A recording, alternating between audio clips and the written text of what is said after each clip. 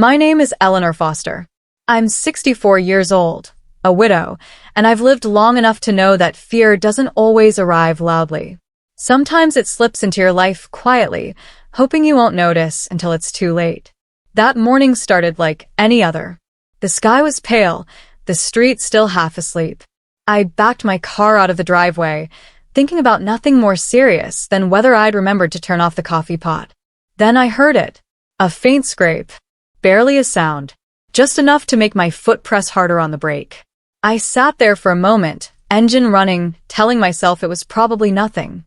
Gravel, a loose piece of plastic. Old cars make noises.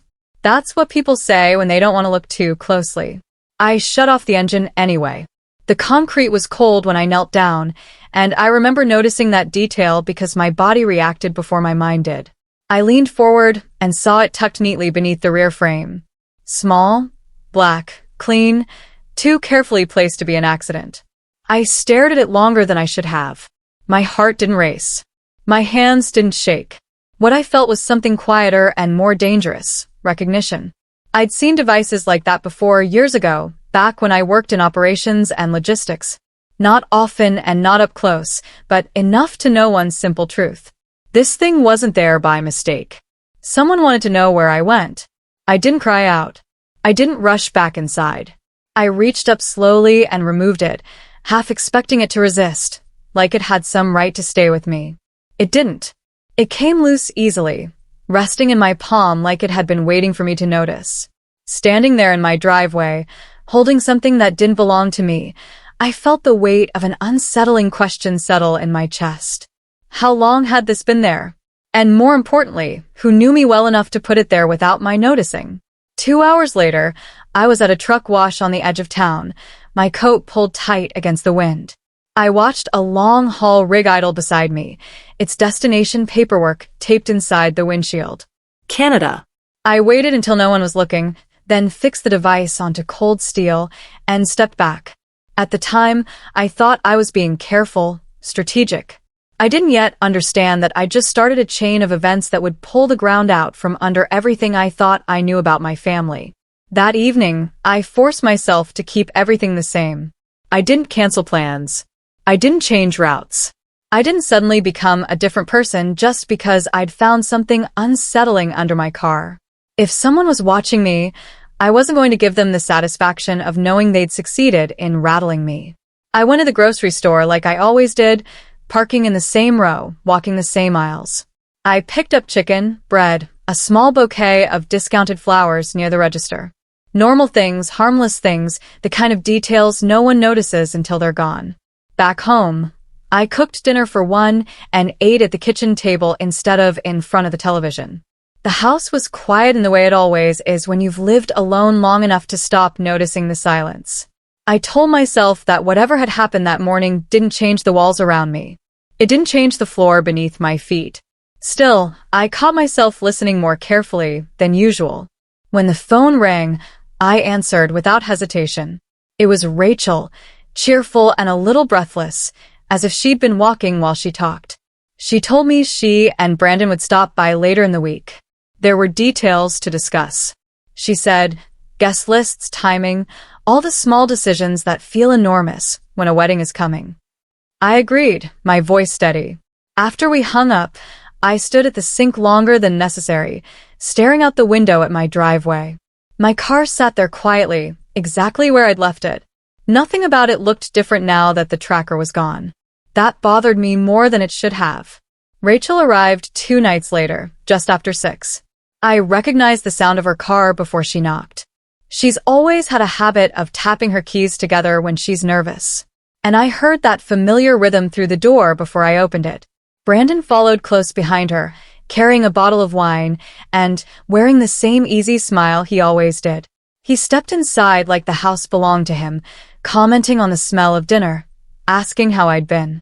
His voice was calm, confident, practiced. We ate together at the kitchen table.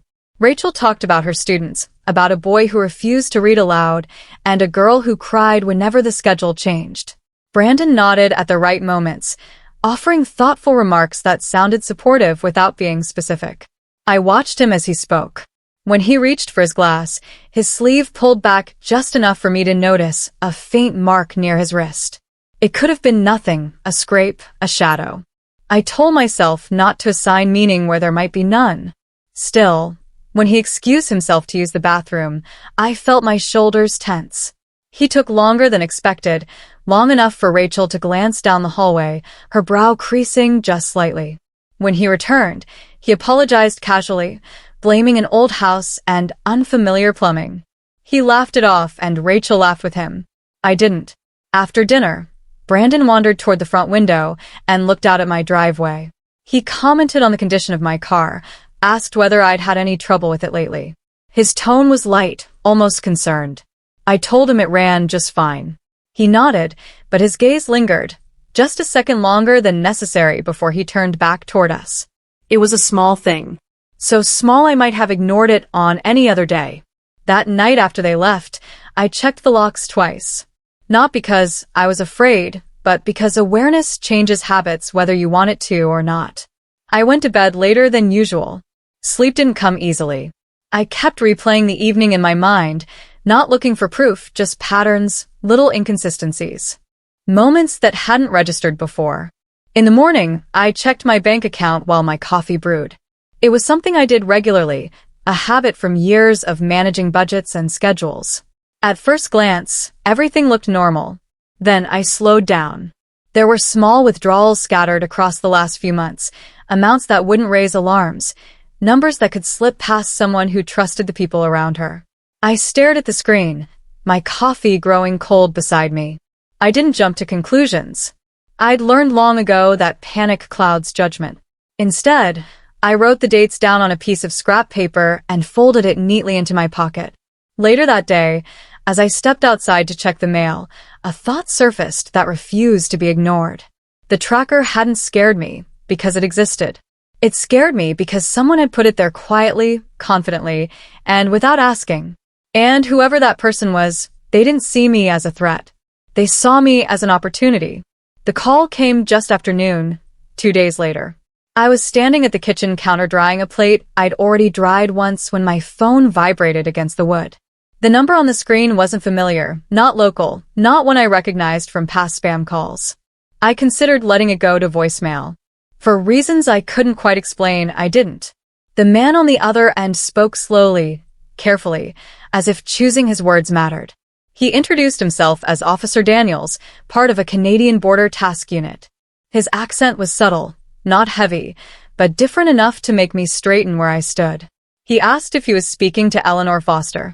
I said yes, and there was a pause, just a breath, long enough for me to sense that the conversation had already taken a direction I couldn't step away from. He told me they had detained a man named Vincent near a highway rest stop close to the border. The man wasn't a driver. He wasn't transporting goods. He had been following a signal that led them to a truck heading north.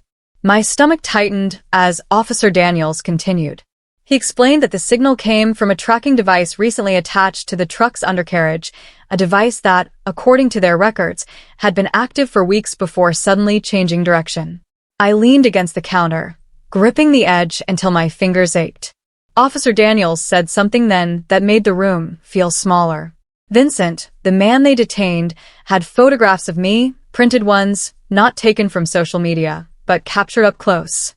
Me getting into my car, me unloading groceries, me standing in my driveway, keys in hand. I closed my eyes, not in fear, but in an effort to stay present. They found notes as well, times, locations, patterns. Someone had taken the time to learn me. Officer Daniels told me Vincent claimed he was hired, paid to monitor my movements, paid to report back if anything unusual happened. He insisted he didn't know why I mattered, only that he was told to follow instructions and wait. Then Officer Daniels mentioned a name, Brandon. I didn't react right away. I stared at the window above the sink at the reflection of a woman who suddenly looked older than she had that morning. I asked the officer to repeat himself calmly, as if I hadn't heard him correctly the first time. He did. Vincent, the officer explained, had been calling the same contact repeatedly once he realized the signal had changed course. That contact was saved under Brandon's name. When the call ended, I didn't move. I stayed there until the quiet of the house pressed in on me from every side. My mind worked methodically, the way it always had when something needed to be solved. Panic would have been easier. It would have given me permission to stop thinking. Instead, I sat down at the kitchen table and folded my hands in front of me. I thought about Rachel, about the way she trusted people fully without reservation, about how she leaned into Brandon when she laughed as if his presence alone steadied her. I thought about the questions he'd asked, about my car, about my schedule, about small details I'd answered without a second thought. Nothing about this felt sudden anymore. What frightened me most wasn't Vincent in Canada, or the idea that I'd been watched.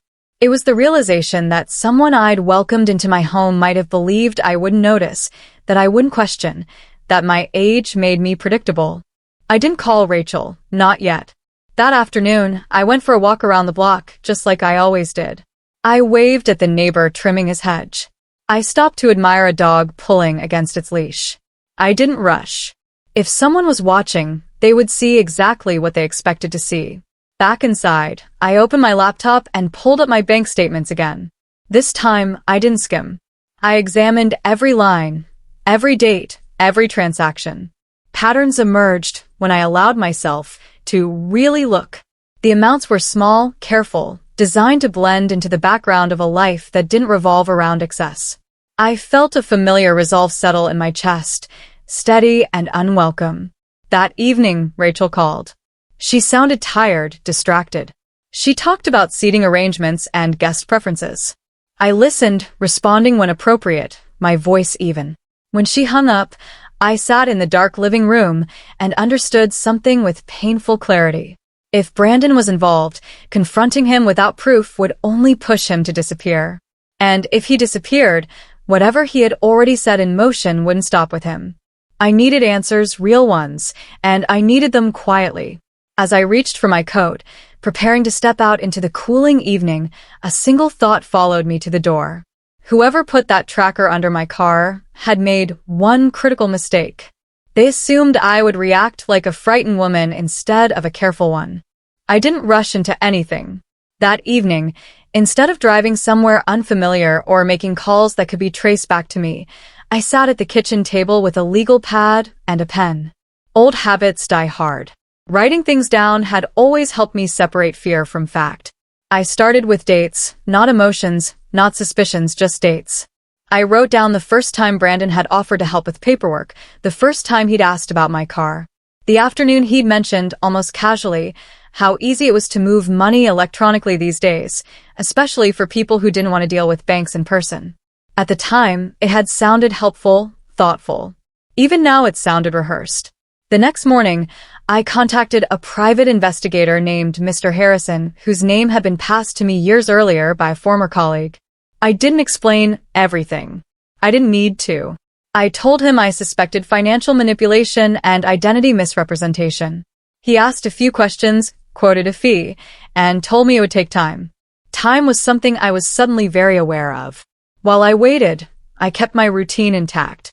Same grocery store, same walking path, same morning spent reading the paper at the kitchen table.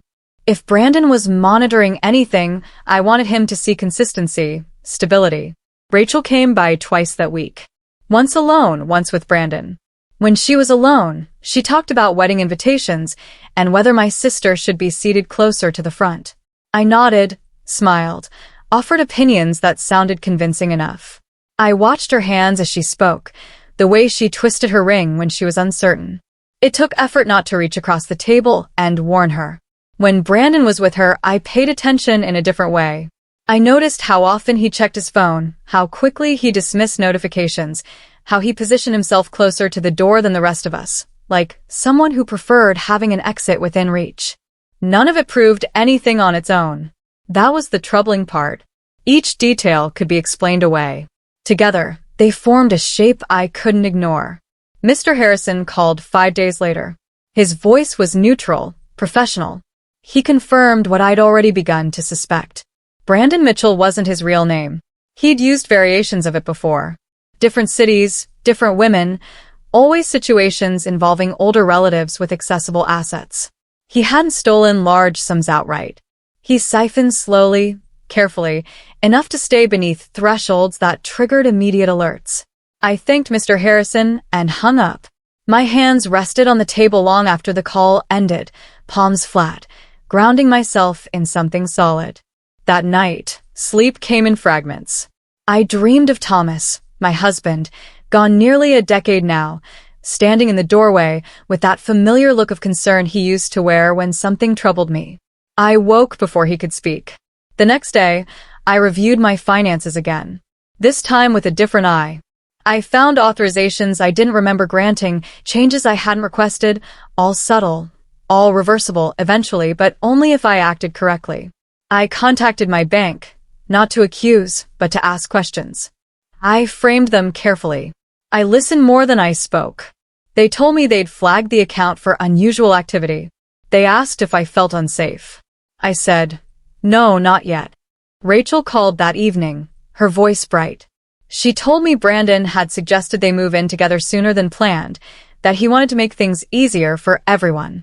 I felt something tighten in my chest. I told her we'd talk about it soon. I told her I loved her. Both were true. After we hung up, I stood in the hallway and looked at the front door for a long time. I realized then that waiting any longer would only allow Brandon more room to maneuver. Whatever he was planning, it depended on access, proximity, trust. I decided it was time to bring everything into one room. I called Rachel back and invited her and Brandon to dinner that weekend. I kept my tone light, even cheerful. I said I wanted to celebrate the wedding properly, to spend time together. Brandon agreed immediately. After the call ended, I sat down and closed my eyes. I wasn't angry. I wasn't scared. I was focused. Because once someone believes you're harmless, they stop guarding themselves. And if I was going to confront the truth, it would have to happen on my terms, in my home, with nowhere left to hide. I began preparing dinner earlier than usual that afternoon, not because I needed extra time, but because routine has always been my way of keeping fear at a manageable distance. The kitchen filled with familiar sounds, the steady chop of vegetables, the low simmer of sauce, the soft clink of plates laid out with care. Nothing about the house looked unusual, and I wanted it that way. Calm on the surface, ordinary enough to invite trust. Rachel and Brandon arrived just after 6. Rachel stepped inside first, already talking, already smiling, her voice bright in a way that told me she was nervous, without knowing why. Brandon followed close behind, carrying a bottle of wine, and wearing the relaxed confidence of someone who believed he was welcome. He kissed my cheek, thanked me for cooking, and moved through the room as if the space already belonged to him. We sat down together, and I let the meal unfold at its own pace.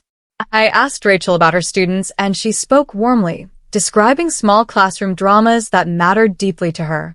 Brandon listened, nodding at the right moments, adding comments that sounded supportive without saying much at all. I noticed how his phone stayed face down beside his plate, how his eyes followed movement more than conversation, alert in a way that felt practiced. When the plates were cleared and the table felt lighter, I poured coffee and returned to my seat. The room seemed to quiet around us, as if waiting. I looked directly at Brandon and asked whether he had ever spent time in Canada. He laughed softly and said no. The answer came too quickly, too easily. I nodded as though satisfied and reached into my pocket. I placed a folded sheet of paper on the table between us, bank statements marked carefully, dates circled in my own handwriting, the ink dark where I had pressed too hard. Rachel leaned forward, confusion clouding her face. Brandon frowned, then smiled again, telling us there must be some mistake. I said it was possible. Technology failed often enough. That was why I had taken the time to ask questions instead of making accusations or assumptions that could be dismissed later. I told them about the phone call from Officer Daniels at the border, about Vincent who had been stopped near the highway, about the tracking device that had led authorities straight to him. Rachel gasped. One hand pressed against her mouth. Brandon's smile disappeared entirely, replaced by something tighter, more calculating, as if he were already searching for an exit. He denied it louder now, his chair shifting as he spoke. I waited until he finished, then said his real name out loud. The sound of it seemed to drain the air from the room, leaving silence heavy and unmistakable. Rachel stood abruptly, her chair scraping back.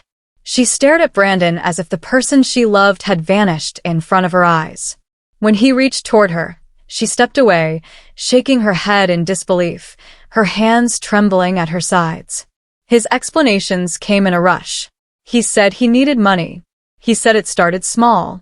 He said he never meant for anyone to get hurt. I let him talk, not for his sake, but for Rachel's, so she could hear the truth clearly without confusion, without being rushed toward forgiveness she did not owe. The knock at the door was firm but not aggressive. Officer Chen and Officer Rodriguez stood outside, calm and professional. They addressed Brandon by the name I had spoken moments earlier. He did not argue. He did not look at Rachel. He stood, straightened his jacket, and followed them out into the evening air without another word. After the door closed, Rachel collapsed into a chair and began to cry. I moved to her side and held her the way I had when she was young, rocking gently until her breathing slowed. Some moments ask only for presence, not answers, not explanations, not reassurance that everything will be fine. Later, alone, I walked through the house, turning off lights, touching familiar surfaces, reclaiming the space piece by piece. I felt no triumph, only a quiet certainty settling in my chest. Trust had been broken, but it had not destroyed us, and it would not define what came next. That night, as I locked the door and set my keys on the counter, I understood something clearly. Age had not made me careless. It had made me attentive. When the truth finally demanded to be faced, I had been ready to meet it, steady and unafraid.